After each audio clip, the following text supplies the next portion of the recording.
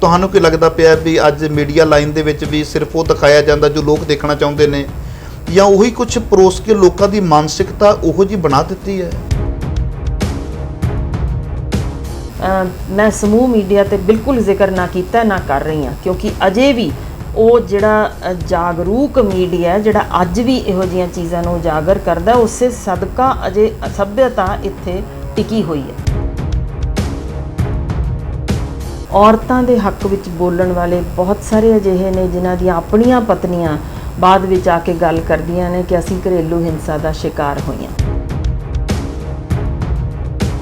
Negativity नूं असीं महीनिਆਂ ਬੱਧੀ भी दिखाई जाने कि ये गैंगस्टर फड़िया गया, इन्हें मारिया, इन्हों नूं कतल किए, असीं हीरो बना के वो नैगेटिविटी नूं पेश करते हैं।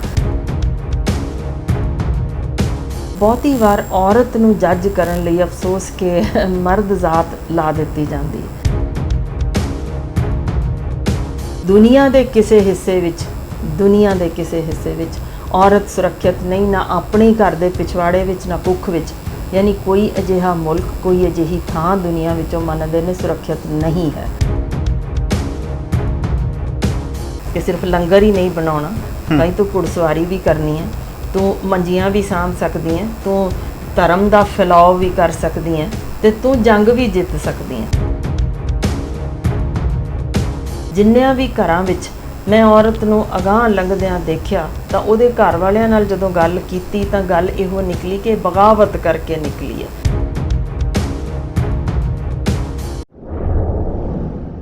देश विदेश के सारे ही दर्शकों का तुहाडे अपने सेवक हरप्रीत सिंह मखू वालों तह दिलों स्वागत है। दर्शकों, जिवें तुहानूं पता है कि एक भाल दे विच रहना वा, किसी न किसी शख्सियत नूं तुहाडे रूबरू करन दा मान हासिल करदा वां, तुहाडीआं उम्मीदां ते खरे उतरन दा यतन करदा वां। काफ़ी दिनों तो तुहाडी डिमांड सी कि डॉक्टर हरशिंदर कौर पटियाला नाल हरप्रीत सिंह मखू जी तुसीं इंटरव्यू करो। अज तुहाडी उम्मीद ते खरा उतरदा होया मैं तुहाडे नाल कीते होए वादे के मुताबिक पटियाला की धरती ते हाँ। जे मैं गल करां ते अज अपने स्टूडियो दे विच नहीं हाँ। अज मैं डॉक्टर हरशिंदर कौर सत्कारयोग ने जो किसी जानकारी दे जान पहचान दे मुहताज नहीं है, तिन्हां दे घर विखे हाँ। आओ आपां गलबात करदे हाँ ते बिना किसी टाइम नूं वेस्ट कीते आपां मुद्दे वाले पासे आवांगे। पर मैं चाहांगा सब तो पहला डॉक्टर हरशिंदर कौर जी का अपने प्रोग्राम के स्वागत करते हैं। भैन जी, प्रोग्राम के स्वागत है जी। सत श्री अकाल। समय समय के उपर तुसीं अपने सुझाव देंदे हो, विचार देंदे हो, कईयां नूं नहीं भी चंगे लगते, कईयां नूं बहुत कौड़े लगते हैं, तो पर तुसीं फिर भी नहीं हटदे, तुसीं अपने विचार दे देंदे हो। और जो कोई स्टूडियो तो या कोई कैमरामैन या कोई चैनल आउंदा है तो तुसीं उन्हां नूं भी बकायदा कहंदे हो भी खरियां खरियां सुणनियां ने ते आ जाओ। ये अक्सर तुहानूं आखण की लोड़ क्यों पै रही है? पहला तो मेरा छोटा जिहा सवाल है भी ये क्यों आखना पै रहा है? तुहानूं की लगता पिया भी अज मीडिया लाइन दे विच भी सिर्फ वो दिखाया जाता जो लोग देखना चाहुंदे ने, या उही कुछ परोस के लोगों की मानसिकता उहो जी बना दित्ती है? हाँ जी, बहुत कुछ तुसीं रलवा मिलवा ही गिण सकते हो, क्योंकि साडी कुछ इस तरीके की सोच बन चुकी है कि असीं अपना वो पक्ष लोगों के अगे रखते हैं जो असलीयत विच नहीं हुंदा। यानी असी अंदरों कुछ होर हुन्ने आ ते बाहर कुछ होर दिखाना चाहुंदे आ। मिसाल वजों कोई अपने आप नूं बहुत मानसिक पक्षों ताकतवर दिखाना चाहता होया भी अखीर खुदकुशी कर जाता जी, क्योंकि उहदे अंदर कुछ होर हुंदा जे, बाहर मुखौटा साडा कुछ होर हुंदा जे। बिल्कुल इसी तरह औरतां दे हक विच बोलण वाले बहुत सारे अजिहे ने जिन्हां दीयां अपणीआं पत्नियां बाद विच आके गल करदियां ने कि असीं घरेलू हिंसा का शिकार होईआं, यानी उसे दी अपनी पत्नी। सो यही कारण है कि असीं बाहर कुछ होर हुन्ने आ, अंदर कुछ होर हुन्ने आ, ते असीं उहदे विच सचमुच दसां तां कुछ वो हिस्सा जो कि साडा जानवर रूप जिहड़ा है वो दबिया रह जांदा, बाहर असीं कुछ होर दिसदे आ। सो ये आम ही साडा रुझान बन चुक्या ते यही गल कुछ हद तक कुछ मीडिया के बंदियां दे विच भी जो कि लोग ही कहते हैं कि किसी ना किसी पार्टी नाल जुड़ के ते उसे दी ही बोल बाणी वो बोलन लग पैंदे ने। सो दूजे नूं निखेधी करन लग जाओ तो एक नूं चढ़ाई जाओ। बिल्कुल इसी तरह तुसीं देखते होवोगे कि कोई पॉजिटिव चीज़ उगड़ के घट आउंदी जे, नैगेटिविटी नूं असीं महीनिਆਂ ਬੱਧੀ भी दिखाई जाने कि ये गैंगस्टर फड़िया गया, इन्हें मारिया, इन्हों कतल किए, असी हीरो बना के वो नैगेटिविटी नूं पेश करते हैं। पॉजिटिव जे किसी ने है कि फलाने डॉक्टर ने 87 साल तक का हुण होया जी, तो 30 साल तो मुफ्त देख रहा मरीज़, ਤਾਂ ਇਹ ਇੰਨੀ ਕੁ ਖਬਰ ਲੱਗੇਗੀ, ਇਸ ਤੋਂ ਬਾਅਦ ਉਹਦੇ ਬਾਰੇ ਕੁਝ ਜ਼ਿਕਰ ਹੀ ਨਹੀਂ ਹੁੰਦਾ।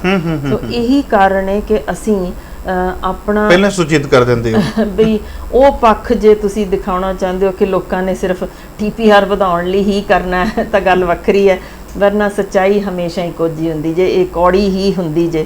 ਜਿੱਥੇ ਇਸ ਸਮਾਜ ਵਿੱਚ ਗੁਰੂ ਨਾਨਕ ਸਾਹਿਬ ਵਰਗੀ ਸ਼ਖਸੀਅਤ ਨੂੰ ਕਹਿਣਾ ਪੈਂਦਾ ਸੀ ਕਿ ਮੈਨੂੰ ਵੀ ਲੋਕੀ ਭੂਤਨਾ ਬੇਤਾਲਾ ਤੱਕ ਕਹਿੰਦੇ ਸਨ, ਕਿਉਂਕਿ ਚੰਗੀ ਚੀਜ਼ ਲੋਕ ਸੌਖਿਆਂ ਸੁਣਦੇ ਨਹੀਂ, ਸਹਿੰਦੇ ਨਹੀਂ ਜੀ।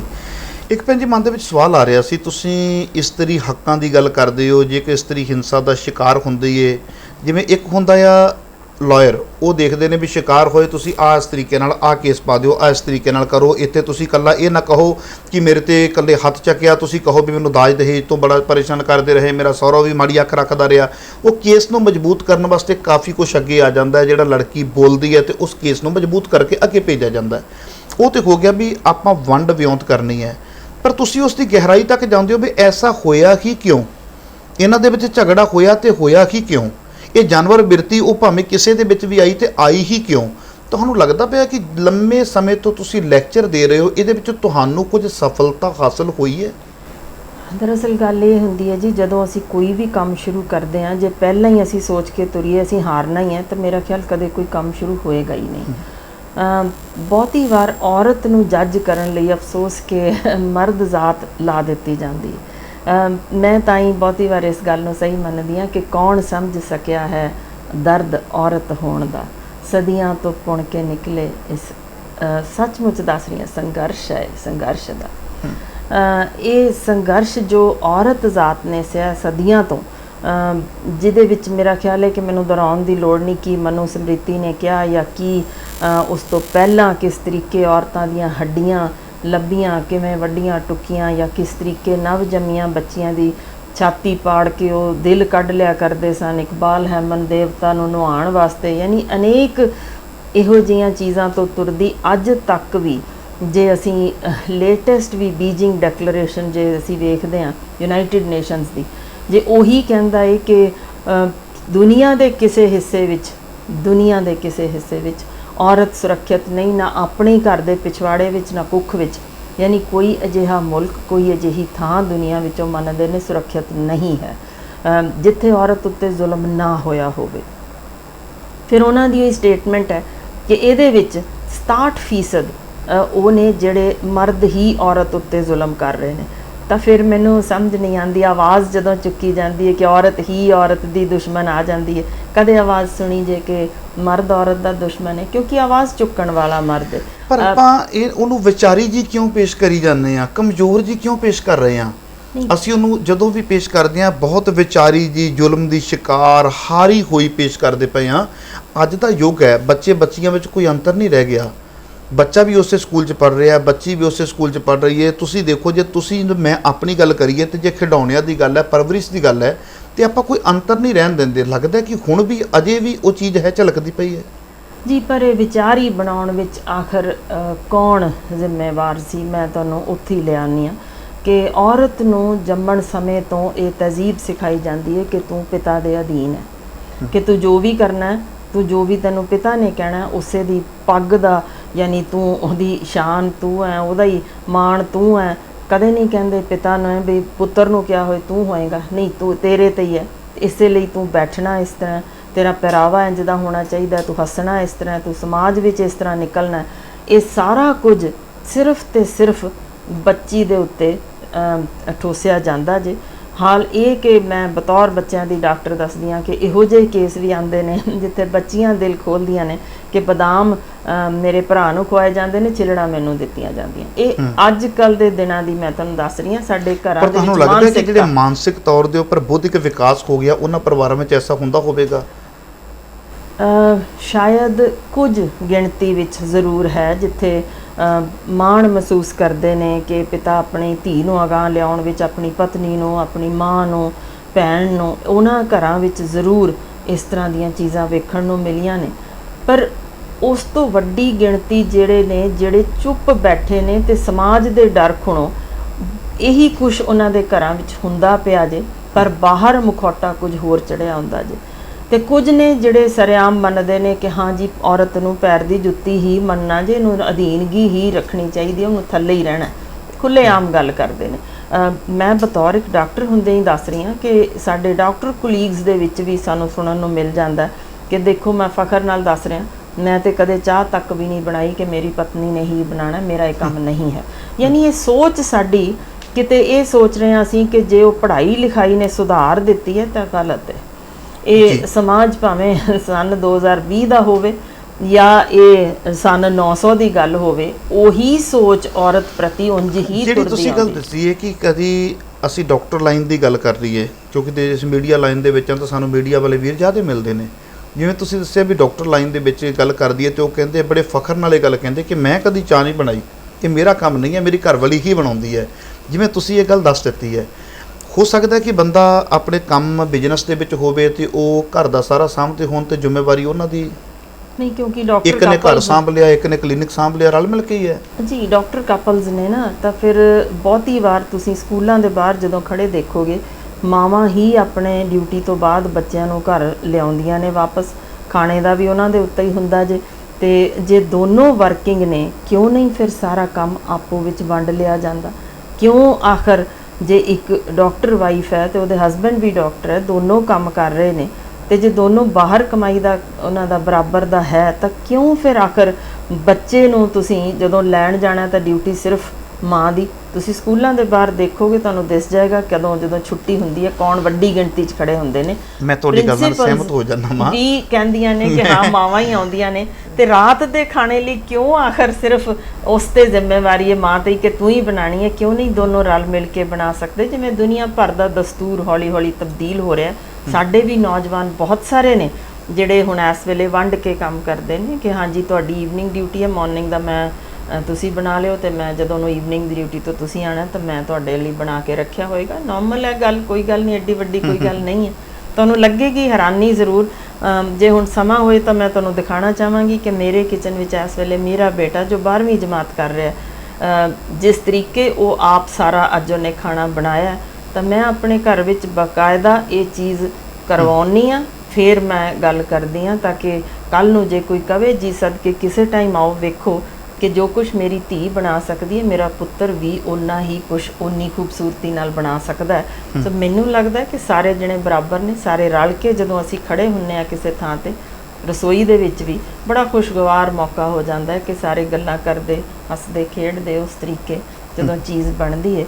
ਤਾਂ ਇਹ ਸਾਂਝ ਕਿਉਂ ਨਹੀਂ ਹੋਰ ਘਰਾਂ ਵਿੱਚ ਹੋ ਸਕਦੀ, ਜਿੱਥੇ ਔਰਤ ਨੂੰ ਇਹ ਕਹਿ ਕੇ ਲਿਆਇਆ ਜਾਂਦਾ ਜੇ ਜਾਂ ਯਾਨੀ ਸਮਝਿਆ ਇਹ ਜਾਂਦਾ ਜੇ ਕਿ ਇਹ ਕੱਪੜੇ ਧੋਏਗੀ, ਭਾਂਡੇ ਮਾਂਜੇਗੀ, ਇਹਦੀ ਇਹੀ ਸੋਚ ਸਿਰਫ ਹੋਣੀ ਚਾਹੀਦੀ ਹੈ। ਫਿਰ ਅਸੀਂ ਕਿਸ ਤਰੀਕੇ ਕਹਿੰਦੇ ਹਾਂ ਕਿ ਘਰ ਦੇ ਬਾਹਰ ਜਾ ਕੇ ਉਹ ਕੰਮ ਅਜਿਹੇ ਕਰੇ ਜਿੱਥੇ ਬਹੁਤ ਅਗਾਂਹ ਦੀਆਂ ਜ਼ਿੰਮੇਵਾਰੀਆਂ ਨੇ, ਪੋਲੀਟੀਕਲ ਜਾਂ ਤੁਸੀਂ ਰਿਲੀਜੀਅਸ ਵਾਲੇ ਪਾਸੇ ਅਗਾਂਹ ਜਾਣਾ। ਅਸੀਂ ਉਹ ਸੋਚ ਔਰਤ ਦੀ ਪਨਪਣੀ ਨਹੀਂ ਦੇ ਰਹੇ, ਦੱਬ ਕੇ ਰੱਖ ਦਿੱਤੀ ਹੈ ਕਿ ਨਹੀਂ ਤੂੰ ਸਿਰਫ ਘਰ ਦੇ ਕੰਮ ਤੱਕ ਹੀ ਸੀਮਤ ਨਹੀਂ, ਜਦ ਕਿ ਇਹ ਕੌਮ ਕੁਝ ਵੱਖ ਸਾਜੀ ਗਈ ਸੀ ਜਿੱਥੇ ਔਰਤ ਨੂੰ ਇਹ ਕੰਮ ਨਹੀਂ ਸੀ ਦਿੱਤਾ ਗਿਆ ਕਿ ਸਿਰਫ ਲੰਗਰ ਹੀ ਨਹੀਂ ਬਣਾਉਣਾ, ਭਾਈ ਤੂੰ ਘੁੜਸਵਾਰੀ ਵੀ ਕਰਨੀ ਹੈ, ਤੂੰ ਮੰਜੀਆਂ ਵੀ ਸਾਂਭ ਸਕਦੀ ਹੈ, ਤੂੰ ਧਰਮ ਦਾ ਫੈਲਾਓ ਵੀ ਕਰ ਸਕਦੀ ਹੈ, ਤੇ ਤੂੰ ਜੰਗ ਵੀ ਜਿੱਤ ਸਕਦੀ ਹੈ। ਇਹ ਕਰਕੇ ਐਗਜ਼ਾਮਪਲਸ ਦਿਖਾਈਆਂ ਗਈਆਂ ਸੀ, ਪਰ ਸਾਡੀ ਸੋਚ ਉੱਥੇ ਦੀ ਉੱਥੇ ਓਨੀ ਨਿਵਾਣ ਸ਼ਾਇਦ ਕੁਛ ਵਾਰ ਦੀ ਨਿਵਾਣ ਹਰ ਜਗ੍ਹਾ ਦੇ ਉੱਪਰ ਅਸੀਂ ਮਰਦ ਦਾ ਕਸੂਰ ਕੱਢ ਦਿਆਂਗੇ ਵੀ ਇਹਨੇ ਨਹੀਂ ਅੱਗੇ ਆਉਣ ਦਿੱਤਾ। ਕਿਤੇ ਨਾ ਕਿਤੇ ਆਪਣੀ ਚੀਜ਼ ਸਾਨੂੰ ਵੀ ਤੇ ਪੇਸ਼ ਕਰਨੀ ਪੈਂਦੀ ਹੈ, ਸੰਘਰਸ਼ ਹੈ। ਤੁਸੀਂ ਖੁਦ ਇਹ ਗੱਲ ਮੰਨੀ ਹੈ? ਜੀ ਮੈਂ ਬਿਲਕੁਲ ਇਹ ਗੱਲ ਮੰਨੀ ਹੈ, ਪਰ ਜਿੰਨੀਆਂ ਕੁ ਔਰਤਾਂ ਨਾਲ ਮੇਰਾ ਵਾਬਸਤਾ ਹੋਇਆ, ਕੋਈ 28-29 ਸਾਲ ਹੋ ਗਏ ਨੇ ਮੈਨੂੰ ਇਸ 'ਤੇ ਕੰਮ ਕਰਦਿਆਂ, ਜਿੰਨਿਆਂ ਵੀ ਘਰਾਂ ਵਿੱਚ ਮੈਂ ਔਰਤ ਨੂੰ ਅਗਾਂਹ ਲੰਘਦਿਆਂ ਦੇਖਿਆ ਤਾਂ ਉਹਦੇ ਘਰ ਵਾਲਿਆਂ ਨਾਲ ਜਦੋਂ ਗੱਲ ਕੀਤੀ ਤਾਂ ਗੱਲ ਇਹੋ ਨਿਕਲੀ ਕਿ ਬਗਾਵਤ ਕਰਕੇ ਨਿਕਲੀ ਹੈ। ਯਾਨੀ ਉਹਨਾਂ ਦੇ ਮਨ ਅੰਦਰ ਇਹ ਖੁਸ਼ੀ ਨਹੀਂ ਕਿ ਹਾਂ ਸਾਡੀ ਅਗਾਂਹ ਲੰਘੀ ਹੈ। ਜਿੰਨਿਆਂ ਕੁ ਨਾਲ ਮੇਰੀ ਮੁਲਾਕਾਤ ਹੋ ਸਕੀ ਹੈ, ਮੈਂ ਸਿਰਫ ਉਹਨਿਆਂ ਦੀ ਗੱਲ ਕਰ ਰਹੀ ਹਾਂ, ਮੈਂ ਸਾਰੀ ਦੁਨੀਆ ਨੂੰ ਨਹੀਂ ਫਿਰ ਸਕਦੀ ਜਾਂ ਮਿਲ ਸਕਦੀ, ਪਰ ਉਸ ਘਰ ਵਿੱਚ ਉਹ ਖੁਸ਼ੀ ਕਿ ਹੁਣ ਸਾਡੇ ਪੁੱਤਰ ਤੋਂ ਅਗਾਂਹ ਨੂੰ ਜਾਏਗੀ, ਇਹ ਠੀਕ ਨਹੀਂ ਹੈ, ਇਹਨੂੰ ਨਾਲ ਲਿਜਾਣਾ ਚਾਹੀਦਾ ਜਾਂ ਬਰਾਬਰ ਹੋਣਾ ਚਾਹੀਦਾ, ਖਾਨਦਾਨ ਦਾ ਨਾਂ ਤਾਂ ਸਾਡੇ ਯਾਨੀ ਮੁੰਡੇ ਰਾਹੀਂ ਚੱਲਣਾ ਹੈ, ਕੁਛ ਇਸ ਤਰੀਕੇ ਦੀ ਸੋਚ। ਮੈਂ ਤੁਹਾਡੀਆਂ ਸਾਰੀਆਂ ਗੱਲਾਂ ਨਾਲ ਸਹਿਮਤ ਹੋ ਜਾਂਦਾ ਵਾਂ। ਇਹ ਤੁਸੀਂ ਉਹ ਜ਼ਿਕਰ ਕਰ ਦਿੱਤਾ ਆ ਜਿਹਨੂੰ ਆਪਾਂ ਕਹਿ ਦਈਏ ਕਿ ਇੱਕ ਪਾਸਾ ਪੇਸ਼ ਕਰ ਦਿੱਤਾ ਆ ਵੀ ਮਰਦ ਐਸਾ, ਮਰਦ ਅੱਗੇ ਨਹੀਂ ਵਧਣ ਦਿੰਦਾ। ਜੇ ਆਪਾਂ ਦੂਜਾ ਪਾਸਾ ਦੇਖੀਏ, ਹੁਣ ਲੜਕੀਆਂ ਇੱਥੇ ਸਾਰਾ ਕੁਝ ਕਰਕੇ ਵੀ ਠੀਕ ਹੈ ਬੈਨ ਮੇਰੇ ਖਰਚਾ ਤੇਰਾ, ਉਸ ਤੋਂ ਬਾਅਦ ਉੱਥੇ ਜਾ ਕੇ ਭੁੱਲ ਜਾਣਾ, ਬੜਾ ਕੁਝ ਐਸਾ ਵੀ ਹੋ ਰਿਹਾ ਹੈ। ਕੋਰਟ ਕਚਹਿਰੀ ਦੇ ਵਿੱਚ ਤੁਸੀਂ ਜਾਓ, ਪਰਿਵਾਰ ਦੇ 12 13 ਜੀਆਂ ਨੂੰ ਯਾਤਰਾ ਕਰਵਾਈ ਜਾ ਰਹੀ ਹੈ ਜੇਲ੍ਹ ਦੀ, ਇਹ ਵੀ ਹੋ ਰਿਹਾ ਹੈ। ਬਿਲਕੁਲ ਜੀ, ਸੋ ਜੇ ਆਪਾਂ ਗੱਲ ਕਰੀਏ ਤੇ ਕਿਤੇ ਨਾ ਕਿਤੇ ਆ ਚੀਜ਼ਾਂ ਬਹੁਤ, ਤੁਸੀਂ ਜਿਹੜੇ ਤੁਹਾਡੇ ਲਾਇਰ ਨੇ, ਤੁਹਾਡੀਆਂ ਸਹੇਲੀਆਂ ਦੇ ਵਿੱਚੋਂ ਵੀ ਹੋਣਗੇ, ਤੁਹਾਡੇ ਫਰੈਂਡ ਸਰਕਲ ਦੇ ਵਿੱਚੋਂ ਵੀ ਹੋਣਗੇ, ਤੁਸੀਂ ਕਦੇ ਪੁੱਛ ਕੇ ਦੇਖੋ ਜੀ। ਬਿਲਕੁਲ ਨਹੀਂ, ਮੈਂ ਕਈ ਵਾਰ ਇਹੋ ਜੀ ਖਬਰ ਵੀ ਸੁਣਨ ਦੇ ਵਿੱਚ ਆਈ ਹੈ ਵੀ ਮੈਂ ਮੈਰਿਜ ਕਰਵਾ ਰਹੀ ਹਾਂ, ਪਰਸੋਂ ਮੈਂ ਦਾਵਾ ਕਰ ਦੇਣਾ, ਐਸੀਆਂ ਵੀ ਖਬਰਾਂ ਆਈਆਂ ਨੇ। ਬਿਲਕੁਲ, ਈਵਨ ਜੇ ਆਪਾਂ ਅੰਤਰਰਾਸ਼ਟਰੀ ਪੱਧਰ ਤੇ ਵੀ ਜਾਈਏ ਤਾਂ ਇਹ ਕੇਸ ਜੋ ਉਸ ਲੈਵਲ ਤੇ ਜਿਵੇਂ ਉਹਨਾਂ ਨੇ ਕੱਢੇ ਹੁੰਦੇ ਨੇ ਕਿ ਪੂਰੀ ਦੁਨੀਆ ਦੇ ਅਜਿਹੇ ਕੇਸ ਜਦੋਂ ਟੋਟਲ ਕੀਤਾ ਹੋਇਆ ਤਾਂ 2.8% ਨੇ, ਜਿੱਥੇ ਜ਼ਿਕਰ ਹੈ ਕਿ ਔਰਤਾਂ ਨੇ ਮਰਦਾਂ ਤੇ ਜ਼ੁਲਮ ਢਾਇਆ। ਹੁਣ 2.8% ਵਰਸਸ ਜੇ ਆਪਾਂ ਦੇਖੀਏ 67%, ਤਾਂ ਗਿਣਤੀ ਉਹ ਇੰਨੀ ਵੱਡੀ ਹੈ ਕਿ ਓਵਰਪਾਵਰ ਹੋ ਜਾਂਦੀ ਹੈ। ਮੈਂ ਇਹ ਨਹੀਂ ਕਹਿ ਰਹੀ ਕਿ ਝੂਠੇ ਕੇਸ ਨਹੀਂ ਬਣਾਏ ਜਾਂਦੇ ਦਾਜ ਦੇ, ਜਾਂ ਔਰਤਾਂ ਤਸ਼ੱਦਦ ਨਹੀਂ ਢਾਉਂਦੀਆਂ, ਜਾਂ ਔਰਤਾਂ ਪ੍ਰੇਮ ਸੰਬੰਧਾਂ 'ਚ ਫਸ ਕੇ ਆਪਣੇ ਪਤੀ ਦਾ ਕਤਲ ਨਹੀਂ ਕਰਵਾਉਂਦੀਆਂ, ਜਾਂ ਯਾਨੀ ਦਿਓਰ ਭਰਜਾਈ ਦੇ ਰਿਸ਼ਤੇ ਨਹੀਂ ਹੁੰਦੇ। ਇਹ ਸਭ ਕੁਝ ਇਸ ਸਮਾਜ ਵਿੱਚ ਹੁੰਦਿਆਂ ਹੋਇਆਂ ਵੀ ਮੈਂ ਗਿਣਤੀ ਤੇ ਥੋੜਾ ਜਿਹਾ ਧਿਆਨ ਦਿਵਾਉਣਾ ਚਾਹੁੰਦੀ ਹਾਂ, ਜੋ ਕਿ ਮੇਰੀ ਨਹੀਂ ਹੈ। ਜੇ ਉਸ ਪੱਧਰ ਦੀ, ਯਾਨੀ ਜੇ ਆਪਾਂ ਯੂਨਾਈਟਿਡ ਨੇਸ਼ਨਸ ਦੀ ਅੰਕੜੇ ਦੱਸਣ ਵੀ 67% ਔਰਤਾਂ ਮਰਦਾਂ ਦੇ ਹੱਥੋਂ ਹਿੰਸਾ ਸਹਿੰਦੀਆਂ ਨੇ, ਤਾਂ ਫਿਰ 2.8% ਜ਼ਰੂਰ ਨੇ, ਤੇ ਮੈਂ ਉਹਨਾਂ ਦੀ ਨਿਖੇਧੀ ਕਰਦੀ ਹਾਂ, ਮੈਂ ਉਹਨਾਂ ਦੀ ਹਾਮੀ ਨਹੀਂ ਭਰਦੀ। ਗਲਤ ਹੈ, ਇੱਕ ਭਾਵੇਂ ਜ਼ੁਲਮ ਇਧਰੋਂ ਹੋਏ ਜਾਂ ਉਧਰੋਂ ਹੋਏ, ਦੋਨੋਂ ਪਾਸਿਓਂ ਗਲਤ ਹੈ, ਕਿਤੋਂ ਵੀ ਮਾੜਾ ਹੈ, ਪਰ ਉਹ ਗਿਣਤੀ ਇੰਨੀ ਘੱਟ ਹੈ ਕਿ ਉਹਦੇ ਲਈ 67% ਔਰਤਾਂ ਸਹਿਣ। ਮੈਂ ਤੁਹਾਡੀ ਗੱਲ ਨਾਲ ਸਹਿਮਤ ਹਾਂ ਵੀ 67%। ਜੇ ਆਪਾਂ ਗੱਲ ਕਰੀਏ ਲੜਕਾ ਗਿਆ, ਕੋਈ ਐਸਾ 1-2 ਤੋਂ ਇਲਾਵਾ ਜ਼ਿਆਦਾ ਕੇਸ ਨਹੀਂ ਆਏ ਕਿ ਉਹਨੇ ਉਸ ਤੋਂ ਬਾਅਦ ਉੱਥੇ ਮੈਰਿਜ ਕਰਵਾ ਲਈ ਜਾਂ ਉੱਥੇ ਆਪਣਾ ਲਾਈਫ ਪਾਰਟਨਰ ਲੱਭ ਲਿਆ ਤੇ ਇੱਥੋਂ ਵਾਲੇ ਨੂੰ ਛੱਡ ਦਿੱਤਾ। ਮੇਰੇ ਖਿਆਲ ਦੇ ਵਿੱਚ 2% ਵੀ ਐਸੇ ਕੇਸ ਨਹੀਂ ਆਉਣਗੇ। ਪਰ ਜੇ 67 ਦੀ ਗੱਲ ਕਰਾਂ ਤਾਂ ਫਿਰ 67% ਐਸੇ ਕੇਸ ਆ ਰਹੇ ਵੀ ਲੜਕੀਆਂ ਗਈਆਂ ਨੇ, ਖਰਚਾ ਇਸ ਪਰਿਵਾਰ ਦਾ ਲਵਾਤਾ, ਪਰਿਵਾਰ ਦੀਆਂ ਅਖਬਾਰਾਂ ਦੇ ਵਿੱਚ ਖਬਰਾਂ ਨੇ, ਸਾਡੇ ਕੋਲ ਚੈਨਲ ਦੇ ਉੱਪਰ ਆਉਂਦੇ ਨੇ, ਕਹਿੰਦੇ ਜੀ ਅਸੀਂ ਮਰਨ ਲੱਗੇ ਜੀ, ਨਹਿਰ 'ਚ ਛਾਲ ਮਾਰਨ ਲੱਗੇ, ਸਾਡੀ ਆ ਕੇ ਕਵਰੇਜ ਕਰੋ। ਮੈਂ ਕਿਹਾ ਵੀ ਅਸੀਂ ਜੱਬ ਨੂੰ ਪੜੇ ਜਾਵਾਂਗੇ। ਉਹਨਾਂ ਕਹਿਣਾ ਵੀ ਤੁਸੀਂ ਕੈਮਰਾ ਚੱਕ ਕੇ ਵੀਡੀਓ ਲੱਗ ਪਏ, ਉਹਨਾਂ ਨੂੰ ਬੰਦੇ ਨੂੰ ਬਚਾਉਣਾ ਕਿਹਦੀ ਜ਼ਿੰਮੇਵਾਰੀ ਸੀ? ਉੱਥੇ ਉਹਨਾਂ ਨੂੰ ਇਹ ਚੀਜ਼ ਸਮਝਾਉਂਦੇ ਆ। ਇਹ ਅੰਕੜਾ ਪੂਰੇ ਵਰਲਡ ਦਾ ਆ ਜਾਂ ਕਿਵੇਂ ਆ, ਮੈਂ ਇਸ ਤੇ ਕਿੰਤੂ ਨਹੀਂ ਕਰਦਾ, ਬਟ ਜੋ ਪੰਜਾਬ ਦੇ, ਜੋ ਭਾਰਤ ਦੇ ਹਾਲਾਤ ਨੇ, ਉਹਦੇ ਵਿੱਚ ਬਹੁਤਾਤ ਅੱਜ ਐਸਾ ਵੀ ਹੋ ਰਿਹਾ ਆ ਜਿਹਦੇ ਵਿੱਚ ਇੰਜ ਕਹਿ ਲਈਏ ਵੀ ਬੜੇ ਐਸੇ ਪੁਰਸ਼ ਨੇ ਜਿਹੜੇ ਇਸ ਘਰੇਲੂ ਹਿੰਸਾ ਦਾ ਸ਼ਿਕਾਰ ਹੋਏ ਨੇ। ਫਿਰ ਉਸੇ ਪਾਸੇ ਆ ਰਹੀਆਂ ਜੀ, ਜ਼ਰੂਰ ਇਹ ਗੱਲ ਹੈ। ਤੁਸੀਂ ਸਿਰਫ ਤੇ ਸਿਰਫ ਆ ਕਰੋਨਾ ਦੇ 3 ਮਹੀਨੇ ਦੇ ਜੇ ਤੁਸੀਂ ਅੰਕੜੇ ਗਿਣ ਲੈਂਦੇ ਹੋ, ਤਾਂ ਜੇ ਉਦੋਂ ਵੀ ਅਸੀਂ ਅੰਕੜਿਆਂ ਵੱਲ ਝਾਤ ਮਾਰੀਏ, ਜੋ ਮੇਰੀ ਹੁਣੇ ਪਿੱਛੇ ਕਮਿਸ਼ਨਰ ਸਾਹਿਬ ਨਾਲ ਵੀ ਤੇ SSP ਸਾਹਿਬ ਨਾਲ ਵੀ ਗੱਲ ਹੋ ਰਹੀ ਸੀ, ਤਾਂ ਉਹ ਵੀ ਵਰਸਸ ਜੇ ਹੁਣ ਦੇਖੀਏ ਜਿੱਥੇ 3300 ਦੇ ਕਰੀਬ ਔਰਤਾਂ ਤੇ ਜ਼ੁਲਮ ਹੋਇਆ ਮਰਦਾਂ ਵੱਲੋਂ, ਤੇ ਦੂਜੇ ਪਾਸੇ 22 ਕੇਸ ਸਨ ਜਿੱਥੇ ਮਰਦਾਂ ਦੇ ਕਹਿੰਦੇ ਨੇ ਕਿ ਸਾਨੂੰ ਔਰਤ ਨੇ ਤੰਗ ਕੀਤਾ। ਮੈਂ ਤੁਹਾਨੂੰ ਫਿਰ ਉਸੇ ਲਿਆ ਰਹੀ ਹਾਂ ਕਿ ਗਿਣਤੀ 'ਚ ਥੋੜਾ ਜਿਹਾ ਜੇ ਕੰਪੈਰੀਜ਼ਨ ਤੁਸੀਂ ਅੰਕੜਾ ਉਹ ਦੇਖ ਲਿਆ ਵੀ ਇੰਨੀਆਂ ਆਈਆਂ, ਪਰ ਉਹ ਕਿਸ ਲਹਿਜੇ ਵਿੱਚ ਆਈਆਂ। ਹੁਣ ਮੰਨ ਲਓ ਇੱਕ ਲੜਕੀ ਪਹਿਲਾਂ ਹੀ ਕਿਸੇ ਵਕੀਲ ਨੂੰ ਇਹ ਕਹਿ ਕੇ ਗਈ ਕਿ ਮੈਂ ਪਰਸੋਂ, ਇਹ ਅੱਜ ਵਿਆਹ ਹੋ ਰਿਹਾ, ਕੱਲ ਪਰਸੋਂ ਮੇਰਾ ਜਾਂ ਚੌਥ ਮੇਰਾ ਆ ਚੱਕਰ ਪੈ ਜਾਣਾ, ਮੈਂ ਪ੍ਰਾਪਰਟੀ ਦਾ, ਹੈ ਨਾ। ਤੇ ਹੁਣ ਉਹ ਤੁਸੀਂ ਉਸੇ ਖੇਮੇ ਵਿੱਚ ਡੇਗ ਲੋਗੇ ਨਾ, ਮੰਨ ਲਓ ਉਸ ਚੀਜ਼ ਨੂੰ ਵੀ ਲੜਕੀ ਤੇ ਜ਼ੁਲਮ ਹੋਇਆ, ਉਹ ਕੇਸ ਲੜਕੀ ਵਾਲੇ ਪਾਸੇ ਲੈ ਗਏ, ਜਦਕਿ ਉਹ ਸ਼ਰਾਰਤ ਸਾਰੀ ਲੜਕੀ ਵਾਲੇ ਪਾਸਿਓਂ ਸੀ, ਲੜਕੇ ਦੇ ਉੱਪਰ। ਉਹਨੂੰ ਆਪਾਂ ਕਿਹੜੇ ਪਾਸੇ ਗਿਣਾਂਗੇ ਕੇਸ ਨੂੰ? ਜੇ ਇਸ ਤਰ੍ਹਾਂ ਕੇਸਾਂ ਦੀ ਗਿਣਤੀ ਲੱਗੇ ਵਧਾਉਣ ਤੇ ਫਿਰ ਬਹੁਤ ਜ਼ਿਆਦਾ। ਸੋ ਕਹਿਣ ਤੋਂ ਮੇਰੇ ਭਾਵ ਇਹ ਹੈ ਭੈਣ ਜੀ, ਦੋਵਾਂ ਪਾਸੇ ਹੋ ਰਿਹਾ ਹੈ। ਕਿਸੇ ਐਸੇ ਮਰਦ ਸ਼ਿਕਾਰ ਹੋ ਰਹੇ ਨੇ, ਕੁਝ ਐਸੇ ਔਰਤਾਂ ਸ਼ਿਕਾਰ ਹੋ ਰਹੀਆਂ ਨੇ, ਤੇ ਦੋਵਾਂ ਪਾਸੇ ਇਹ ਚੀਜ਼ਾਂ ਬੰਦ ਹੋਣੀਆਂ ਚਾਹੀਦੀਆਂ ਨੇ ਤਾਂ ਕਿ ਇੱਕ ਸੋਹਣਾ ਸਮਾਜ, ਖੂਬਸੂਰਤ ਮਾਹੌਲ ਦੇ ਵਿੱਚ ਜ਼ਿੰਦਗੀ ਜੀਵੀਏ। ਸੋ ਇੱਕ ਮੇਰੇ ਮਨ ਦੇ ਵਿੱਚ ਵੱਡਾ ਸਵਾਲ ਇਹ ਆ ਰਿਹਾ ਵੀ ਜੇ ਇੰਨੇ ਲੰਮੇ ਸਮੇਂ ਤੋਂ ਤੁਸੀਂ ਜ਼ੋਰ ਲਾਇਆ, ਲੇਡੀਜ਼ ਦੇ ਅੰਦਰੋਂ ਉਹ ਚੀਜ਼ ਜਗਾਈ ਹੈ ਵੀ ਤੁਸੀਂ ਸੱਤਾ ਵਿੱਚ ਵੀ ਜਾ ਸਕਦੀਆਂ, ਜੇ ਤੁਸੀਂ ਅਹੁਦਿਆਂ ਤੇ ਵੀ ਬੈਠ ਸਕਦੀਆਂ, ਆਫਿਸਰ ਵੀ ਬਣ ਸਕਦੀਆਂ, ਹਰ ਕੋਈ, ਤੁਸੀਂ ਘਰ ਦੀਆਂ ਮੁਖਤਿਆਰ ਵੀ ਬਣ ਸਕਦੀਆਂ, ਸਾਰਾ ਕੁਝ ਆਇਆ ਸਾਹਮਣੇ। ਪਰ ਅੱਜ ਵੀ ਜੇ ਅਸੀਂ ਪੋਲੀਟੀਕਲ ਜਗਤ ਵਿੱਚ ਦੇਖੀਏ ਤੇ ਲੇਡੀਜ਼ ਦੀ ਗਿਣਤੀ ਬਹੁਤ ਘੱਟ ਹੈ। ਉੱਥੇ ਕੌਣ ਰੋਕਦਾ ਪਿਆ? ਉੱਥੇ ਉਹਨਾਂ ਦਾ ਸੰਵਿਧਾਨਕ ਰਾਈਟ ਹੈ, ਉਹ ਕਿਉਂ ਨਹੀਂ ਲਿਆ ਜਾ ਰਿਹਾ? ਜੀ ਦਰਅਸਲ ਗੱਲ ਇਹ ਹੈ ਕਿ ਔਰਤ ਨੂੰ ਅੱਜ ਵੀ ਇੱਕ ਰਬੜ ਸਟੈਂਪ ਵਾਂਗ ਵਰਤਿਆ ਜਾ ਰਿਹਾ। ਜਿਸ ਵੀ ਪੱਧਰ ਤੇ ਉਹ ਪਹੁੰਚੇ, ਹਰ ਜਗ੍ਹਾ ਦੇ ਉੱਪਰ ਅਸੀਂ ਉਹਦੀ ਉਸ ਚੀਜ਼ ਨੂੰ ਲੁਕੋ ਨਹੀਂ ਦਿਆਂਗੇ। ਇੱਕ ਗੱਲ ਕਹਿ ਕੇ ਮੈਂ ਜ਼ਿਕਰ ਕਰਦੀ ਹਾਂ, ਉੱਥੇ ਮੈਂ ਆ ਰਹੀ ਹਾਂ, ਨਮਾਣੀ ਰਬੜ ਦੀ ਮੋਹਰ। ਨਹੀਂ, ਤੁਸੀਂ ਆਪ ਪਿੰਡਾਂ 'ਚ ਜਾ ਰਹੇ ਹੋ, ਤੁਹਾਨੂੰ ਦਿਖ ਰਿਹਾ ਹੋਣਾ ਕਿ ਕਿਸ ਤਰੀਕੇ ਉਹਨੂੰ ਵਰਤਿਆ ਜਾਂਦਾ। ਮੈਂ ਹੁਣ ਉਹ ਪੱਧਰ ਦੀਆਂ ਔਰਤਾਂ ਨਾਲ ਜ਼ਿਕਰ ਕਰਦੀ ਹਾਂ ਜਿੱਥੇ ਮੈਂ ਕੈਨੇਡਾ ਦੀ ਜੋ ਮੰਤਰੀ ਸੀ ਔਰਤ, ਮੈਂ ਉਹਦੇ ਨਾਲ ਬੈਠੀ ਸਾਂ ਆਟਵਾ ਦੇ ਵਿੱਚ, ਅਸੀਂ ਗੱਲ ਜਦੋਂ ਕਰ ਰਹੇ ਸਾਂ ਜਿਵੇਂ ਤੁਸੀਂ ਬੈਠੇ ਹੋ ਇਸੇ ਤਰ੍ਹਾਂ, ਤਾਂ ਮੈਨੂੰ ਉਹਨੇ ਇੱਕ ਬੜੀ ਜੋ ਗੱਲ ਕੀਤੀ, ਮੈਨੂੰ ਵੀ ਉੱਥੇ ਬੈਠ ਕੇ ਸਮਝ ਆਈ ਵੀ ਮੈਂ ਕਿਸ ਪੱਧਰ ਦੀਆਂ ਔਰਤਾਂ ਦਾ ਗੱਲ ਕਰ ਰਹੀ ਹਾਂ ਜਾਂ ਉਹਨਾਂ ਦੇ ਹੱਕਾਂ ਦੀ ਗੱਲ ਕਰ ਰਹੀ ਹਾਂ। ਜਦੋਂ ਮੈਨੂੰ ਉਹਨੇ ਕਿਹਾ ਕਿ ਤੁਸੀਂ ਭਰੂਣ ਹੱਤਿਆ ਲਈ ਗੱਲ ਕਰਦੇ ਹੋ ਜਾਂ ਜ਼ਿਕਰ ਕਰਦੇ ਹੋ, ਤੇ ਕਰਦਿਆਂ ਕਰਾਉਂਦਿਆਂ ਦੱਸਣ ਲੱਗੀ ਕਿ ਮੈਂ ਵੀ ਘਰੇਲੂ ਹਿੰਸਾ ਦਾ ਸ਼ਿਕਾਰ ਹਾਂ। ਮੇਰੇ ਲਈ ਇਹ ਗੱਲ ਬੜੀ ਅਜੀਬ ਸੀ ਕਿ ਇੱਕ ਵਿਕਸਿਤ ਮੁਲਕ ਦੀ ਮੰਤਰੀ ਜੋ ਔਰਤ ਵੀ ਇਹ ਗੱਲ ਕਹਿ ਰਹੀ ਹੈ, ਤੇ ਮੈਂ ਉਹਨੂੰ ਪੁੱਛਣਾ ਹੀ ਸੀ, ਸੁਭਾਵਕ ਹੀ ਸੀ ਕਿ ਤੁਸੀਂ ਕੰਪਲੇਂਟ ਕਿਉਂ ਨਹੀਂ ਕੀਤੀ। ਤਾਂ ਹੁਣ ਉਹਦਾ ਜੋ ਜਵਾਬ ਹੈ, ਮੇਰਾ ਖਿਆਲ ਉਹਦੇ ਥੱਲੇ ਸਾਰੀਆਂ ਹੀ ਔਰਤਾਂ ਦਾ ਬਹੁਤ ਵੱਡਾ ਹਿੱਸਾ ਆ ਜਾਂਦਾ ਹੈ ਕਿ ਸਾਡਾ ਅਹੁਦਾ ਤੇ ਇਹ ਜੋ ਸਮਾਜ ਸਾਡੇ ਆਲੇ ਦੁਆਲੇ ਹੈ, ਇਹ ਹਮੇਸ਼ਾ ਔਰਤ ਵਿੱਚ ਹੀ ਕਸੂਰ ਕੱਢਦਾ। ਜੇ ਇਹ ਕਿਸੇ ਨੂੰ ਇਹ ਸਮਝਾਉਂਦਿਆਂ ਹੀ ਮੈਂ ਅੱਧੀ ਉਮਰ ਲਾ ਦਿਆਂਗੀ ਕਿ ਮੇਰਾ ਕਸੂਰ ਨਹੀਂ, ਤਾਂ ਕਿਸੇ ਨੇ ਸੁਣਨਾ ਹੀ ਨਹੀਂ। ਸੋ ਬਿਹਤਰ ਹੈ ਕਿ ਉਹ ਚੀਜ਼ ਨੂੰ ਉੱਥੇ ਹੀ ਦਫਨ ਕਰਕੇ ਮੈਂ ਆਪਣਾ ਅਗਲਾ ਯਾਨੀ ਇਹ ਕੰਮ ਸਾਂਭੀ ਰੱਖਾਂ। ਇਹ ਉਹਦੀ ਵਰਸ਼ਨ ਹੈ, ਮੇਰੀ ਨਹੀਂ। ਤਾਂ ਮਤਲਬ ਮੈਂ ਤੈਨੂੰ ਇਹੋ ਕਹਿਣਾ ਚਾਹ ਰਹੀ ਹਾਂ, ਅੱਜ ਦੇ ਦਿਨ ਵੀ ਜੇ ਬਲਾਤਕਾਰ ਔਰਤ ਦਾ ਹੁੰਦਾ ਜੇ ਨਾ, ਤੇ ਮੈਨੂੰ ਉਂਗਲਾਂ ਤੇ ਗਿਣ ਕੇ ਦੱਸ ਦੇਣਾ ਕਿੰਨੇ ਕੁ ਜਣੇ ਉਹਦੇ ਹੱਕ ਵਿੱਚ ਖੜੇ ਹੁੰਦੇ ਨੇ, ਕਿਸ ਤਰੀਕੇ ਹਰ ਨਜ਼ਰ ਉਹਦਾ ਬਲਾਤਕਾਰ ਰੋਜ਼ ਕਰਦੀ ਹੈ, ਤੇ ਕਿਸ ਤਰੀਕੇ ਸਮਾਜ ਚੋਂ ਭੱਦੇ ਉਹਦੇ ਤੇ ਕਸੀਦੇ ਕੱਸੇ ਜਾਂਦੇ ਨੇ। ਟੂ ਦਿਸ ਐਕਸਟੈਂਟ ਕਿ ਤੁਸੀਂ ਜਿੰਨੀਆਂ ਕੁ ਇਸ ਵੇਲੇ ਸਿਆਸਤ ਵਿੱਚ ਔਰਤਾਂ ਨੇ, ਜ਼ਰਾ ਕਦੇ ਫੇਸਬੁੱਕਾਂ ਜਾਂ ਟਵਿੱਟਰ ਤੇ ਜੇ ਤੁਸੀਂ ਨਜ਼ਰ ਮਾਰੋ ਤੇ ਤੁਹਾਨੂੰ ਸਮਝ ਆ ਜਾਏਗੀ ਕਿਸ ਕਿਸਮ ਦਾ ਉਹਦਾ ਰੋਜ਼ ਦਾ ਬਲਾਤਕਾਰ ਕੀਤਾ ਜਾਂਦਾ ਹੈ, ਕਿਸ ਤਰੀਕੇ ਦੀ ਯਾਨੀ ਉਹਨੂੰ ਮਾਨਸਿਕ ਸ਼ੋਸ਼ਣ ਜੋ ਉਹਦਾ ਕੀਤਾ ਜਾਂਦਾ ਜੇ ਰੋਜ਼। ਉਹ ਹਾਲ ਇਹ ਲਿਆ ਧਰਦੇ ਨੇ ਕਿ ਜੇ ਕੋਈ ਆਮ ਮਿਡਲ ਕਲਾਸ ਜਿਹੜੀ ਔਰਤ ਹੈ, ਉਹ ਕਿੰਨਾ ਵੀ ਜ਼ੋਰ ਲਾਉਣ ਬਾਅਦ ਵੀ ਅਖੀਰ ਕਹਿੰਦੀ ਹੈ ਕਿ ਇਹ ਮਾਨਸਿਕ ਤਸ਼ੱਦਦ ਮੈਂ ਹੋਰ ਨਹੀਂ ਸਹਿ ਸਕਦੀ, ਮੈਨੂੰ ਬਿਹਤਰ ਹੈ ਕਿ ਮੈਂ ਆਪਣਾ ਪਾਸੇ ਹੋ ਕੇ ਰਹਿ ਜਾਵਾਂ। ਬਹੁਤ ਵੱਡੀ ਗਿਣਤੀ ਜੇ, ਥੋੜੀ ਨਹੀਂ, ਜਿਹੜੀਆਂ ਔਰਤਾਂ ਵਰਕਿੰਗ ਵੂਮਨ ਪਾਸੇ ਹੋ ਜਾਣਾ ਚਾਹੀਦਾ ਹੈ ਕਿ ਸਾਨੂੰ ਹਾਲਾਤਾਂ ਦਾ ਟਾਕਰਾ ਕਰਨਾ ਚਾਹੀਦਾ ਹੈ। ਮੈਂ ਹੁਣ ਇਹੀ ਕਹਿ ਰਹੀ ਹਾਂ ਕਿ ਹੁਣ ਤਬਦੀਲੀ ਜ਼ਰੂਰ ਸਾਨੂੰ ਦਿਸ ਰਹੀ ਹੈ।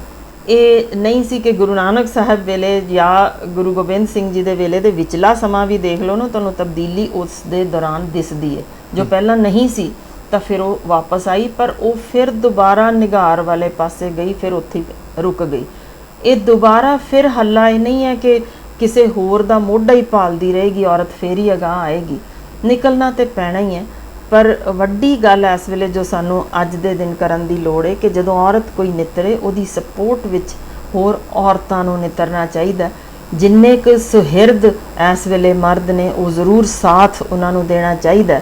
ਪਰ ਜਦੋਂ ਮੀਡੀਆ ਉਜਾਗਰ ਕਰਦਾ ਹੈ ਨਾ ਉਸ ਦੇ ਯਾਨੀ ਉਹਦੇ ਚਰਿੱਤਰ ਦਾ ਜੋ ਤੁਸੀਂ ਚੀਰ ਹਰਨ ਹੁੰਦਾ ਰੋਜ਼ ਦਾ ਵਿੱਚ ਜਿਸ ਤਰੀਕੇ ਦੇ ਸ਼ਬਦਾਵਲੀ ਵਰਤ ਕੇ, ਜਦ ਤੱਕ ਉਸ ਤੇ ਨਕੇਲ ਨਹੀਂ ਕੱਸੀ ਜਾਂਦੀ ਜਾਂ ਉਹਦੀ ਪੋਜ਼ਿਟਿਵਿਟੀ ਨੂੰ ਉਗਾੜ ਕੇ ਅੱਗੇ ਨਹੀਂ ਲਿਆ ਜਾਂਦਾ। ਕੌਣ ਇਸ ਤਰ੍ਹਾਂ ਦੀ ਸ਼ਬਦਾਵਲੀ ਵਰਤਦਾ ਹੈ ਜਿਹਦਾ ਬੌਧਿਕ ਵਿਕਾਸ ਹੋ ਗਿਆ ਹੈ, ਜਾਂ ਆਪਣੇ ਜ਼ਰੂਰੀ ਨਹੀਂ ਹੁੰਦਾ ਅਹੁਦਾ ਇੱਕ ਚੇਅਰ ਦੇ ਉੱਪਰ ਬੈਠ ਜਾਣਾ ਅਹੁਦਾ ਹੈ, ਸਮਾਜਿਕ ਅਹੁਦਾ ਵੀ ਬਣਾਉਣਾ ਹੁੰਦਾ ਹਰ ਬੰਦੇ ਨੇ। ਉਹ ਹਰ ਬੰਦਾ ਬਣਾ ਸਕਦਾ ਹੈ, ਵਿਦਆਊਟ ਇਲੈਕਸ਼ਨ ਬਣਾ ਸਕਦਾ ਹੈ, ਆਪਣੇ ਕਾਰ ਵਿਹਾਰ ਕਰਕੇ, ਸਾਰਾ ਕੁਝ ਕਰਕੇ।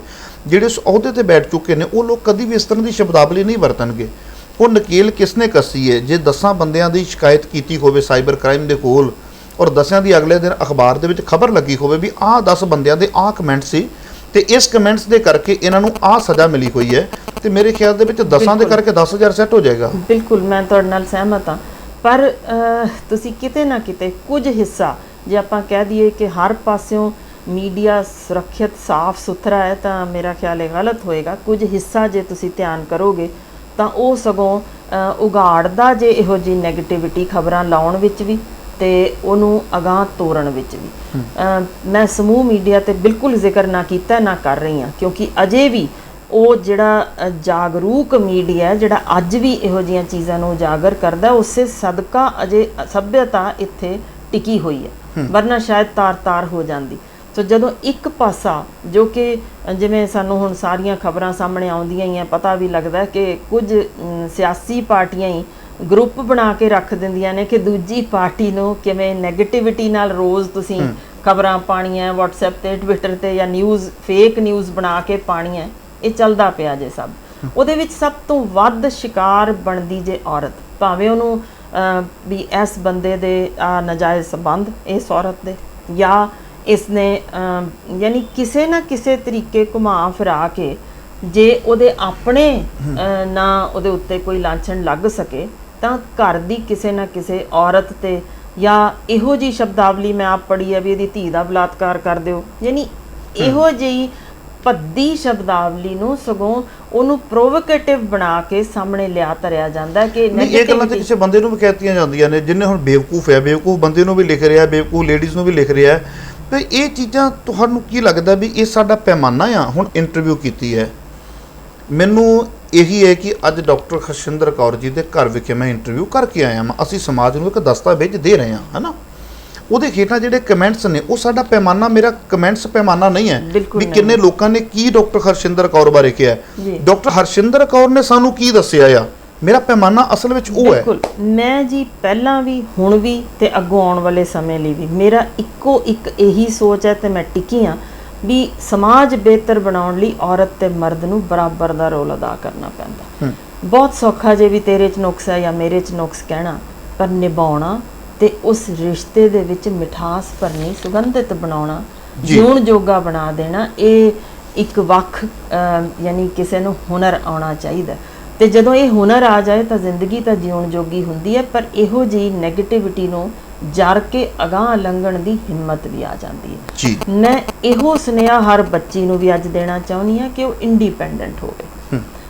ਸਭ ਤੋਂ ਜ਼ਰੂਰੀ ਗੱਲ ਜੇ ਤੁਸੀਂ ਆਪਣੇ ਆਪ ਨੂੰ ਜਦੋਂ ਕਮਾਉਣ ਜੋਗੇ ਬਣਾ ਲੈਂਦੇ ਹੋ, ਪੜ੍ਹਦੇ ਹੋ, ਤੁਹਾਡੀ ਸੋਚ ਵਿਕਸਿਤ ਹੁੰਦੀ ਹੈ, ਤਾਂ ਤੁਸੀਂ ਸਮਾਜ ਵਿੱਚ ਇੱਕ ਪੋਜ਼ਿਟਿਵ ਔਰਾ ਬਣਾ ਦਿੰਦੇ ਹੋ। ਯਾਨੀ ਜਿੱਥੇ ਬੈਠੋਗੇ ਤੁਸੀਂ, ਜੇ ਕੋਈ ਰੋਂਦਾ ਪਿੱਟਦਾ ਵੀ ਕੋਈ ਆਏਗਾ ਜਾਂ ਦੁਖੀ, ਉਹਨੂੰ ਖੁਸ਼ਗਵਾਰ ਇੱਕ ਅਹਿਸਾਸ ਦਵਾ ਦੇਣਾ ਜਾਂ ਉਹਨੂੰ ਪੋਜ਼ਿਟਿਵਿਟੀ ਨਾਲ ਭਰ ਕੇ ਵਾਪਸ ਭੇਜੋਗੇ ਤਾਂ ਵਾਕਈ ਉਹੀ ਪੋਜ਼ਿਟਿਵਿਟੀ ਅੱਗੇ ਫੈਲਾ ਸਕੇਗਾ। ਸਮਾਜ ਵਿੱਚ ਦੁੱਖ ਬਹੁਤ ਨੇ, ਭਿਆਨਕ ਨੇ, ਹਰ ਇੱਕ ਨੂੰ ਆਪੋ ਆਪਣੀ ਕੋਈ ਨਾ ਕੋਈ ਪ੍ਰੋਬਲਮ ਹੈ, ਪਰ ਉਹਦੇ ਵਿੱਚ ਇੱਕ ਪੋਜ਼ਿਟਿਵ ਰੋਲ ਦੇਖੋ ਨਾ। ਜੇ ਇੱਕੋ ਹੀ ਮੈਂ ਤੁਹਾਨੂੰ ਐਗਜ਼ਾਮਪਲ ਹੀ ਦੇਣਾ ਚਾਹੁੰਦੀ ਹਾਂ ਕਿ ਇੱਕ ਵੀ ਜੇ ਤੁਸੀਂ ਕੋਈ ਕਿਸੇ ਵੀ ਥਾਂ ਤੇ ਜਿੱਥੇ ਕੰਮ ਕਰਨ ਲਈ, ਭਾਵੇਂ ਉਹ ਫੈਕਟਰੀ ਹੈ ਜਾਂ ਸਰਕਾਰੀ ਮਹਿਕਮਾ, ਜਿੱਥੇ ਵੀ ਤੁਸੀਂ ਦੇਖੋਗੇ ਕਿ ਇਕੱਲੇ ਜੇ ਬੰਦੇ ਹੋਣਗੇ ਉਹ ਮਾਹੌਲ ਕੁਝ ਵੱਖ ਹੁੰਦਾ ਜੇ। ਜਿੱਥੇ ਵਿੱਚ 2 ਜਾਂ 3 ਔਰਤਾਂ ਹੋਣਗੀਆਂ ਮਾਹੌਲ ਥੋੜਾ ਜਿਹਾ ਸੱਭਿਅਕ ਹੋ ਜਾਂਦਾ ਜੇ।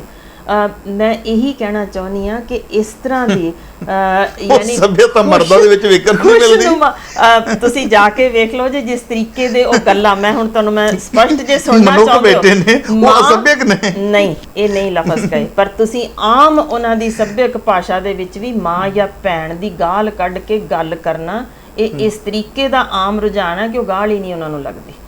ਯਾਨੀ ਇਹ ਮੈਂ ਸਿਰਫ ਜ਼ਿਕਰ ਕਰਨਾ ਚਾਹਿਆ ਕਿ ਇਸ ਤਰੀਕੇ ਦੀ ਭਾਸ਼ਾ ਉਦੋਂ ਜਦੋਂ ਇੱਕ ਔਰਤ ਖੜੀ ਹੈ ਤਾਂ ਉਹਨੂੰ ਮਾਂ ਦੇ ਨਾਮ ਦੀ ਗਾਲ ਕੱਢ ਕੇ ਨਹੀਂ ਬੁਲਾਇਆ ਜਾਂਦਾ, ਜੋ ਆਮ ਉਹ ਇੰਨੀ ਕੁ ਸਾਡੀ ਪੰਜਾਬੀਆਂ ਦੀ ਭਾਸ਼ਾ 'ਚ ਰਚ ਮਿਚ ਚੁੱਕੀ ਹੈ ਕਿ ਉਹਨੂੰ ਗਾਲ ਹੀ ਗਿਣਨੀ ਛੱਡਤਾ।